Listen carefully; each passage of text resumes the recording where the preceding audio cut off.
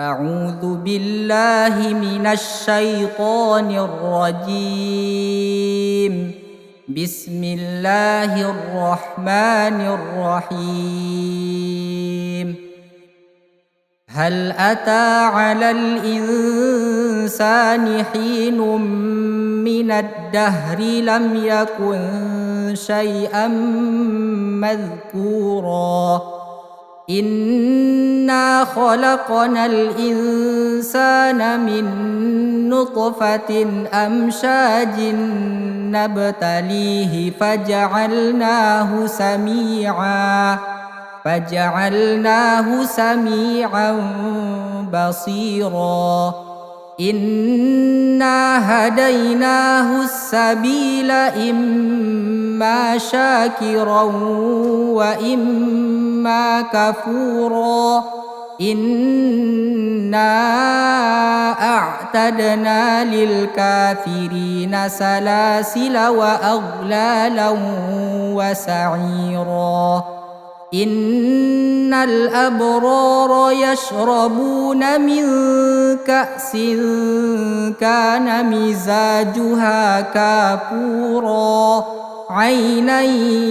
يشرب بها عباد الله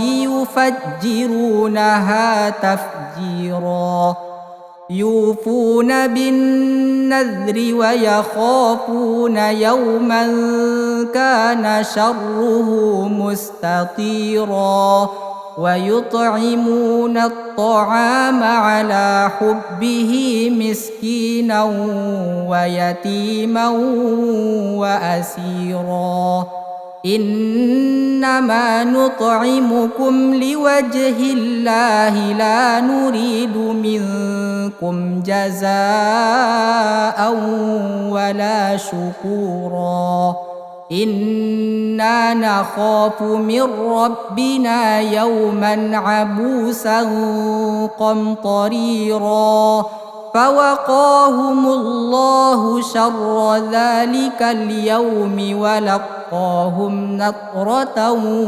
وسرورا وجزاهم بما صبروا جنة وحريرا متكئين فيها على الأرائك لا يرون فيها شمسا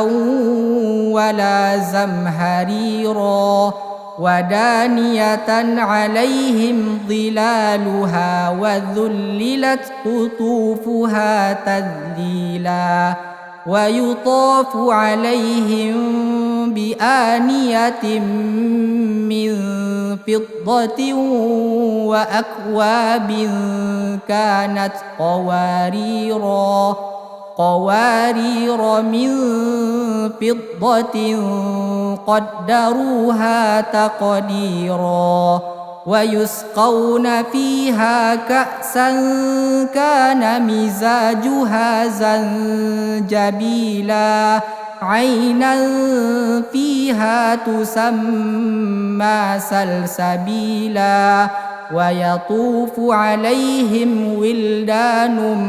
مخلدون إذا رأيتهم حسبتهم لؤلؤا منثورا وإذا رأيت ثم رأيت نعيما وملكا كبيرا عاليهم ثياب سندس خضر واستبرق وحلوا أساور من فضة وسقاهم ربهم شرابا طهورا إن هذا كان لكم جزاء وكان سعيكم مشكورا إنا نحن نزلنا عليك القرآن تنزيلا فاصبر لحكم ربك ولا تطع منهم آثما أو كفورا واذكر اسم ربك بكرة وأصيلا ومن الليل فاسجد له وسبحه ليلا طويلا إن هؤلاء يحبون العاجلة ويذرون وراءهم يوما ثقيلا نحن خلقناهم وشددنا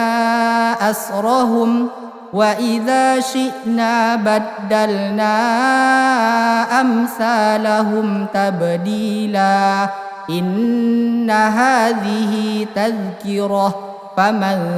شاء اتخذ إلى ربه سبيلا وما تشاءون إلا أن يشاء الله إن الله كان عليما حكيما يدخل من يشاء في رحمته والظالمين أعد لهم عذابا أليما